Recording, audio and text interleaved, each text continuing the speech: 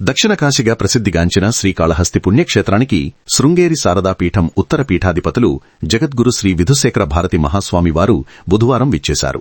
ఈ సందర్భంగా క్షేత్రం ఆధ్యాత్మిక శోభతో వెలిగిపోయింది.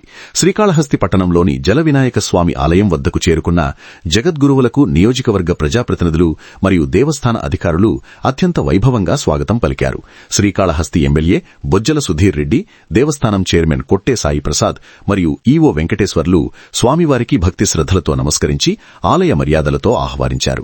వేద పండితుల మంత్రోచ్చారణలు, మంగళ వాయిద్యాల నడుమ స్వామివారిని ఆలయంలోకి తోడుకుని వెళ్లారు. జగద్గురు శ్రీ విధుశేఖర భారతి మహాస్వామివారు శ్రీకాళహస్తీశ్వర స్వామిని, జ్ఞానప్రసూనాంబ అమ్మవారిని దర్శించుకుని ప్రత్యేక పూజలు నిర్వహించారు.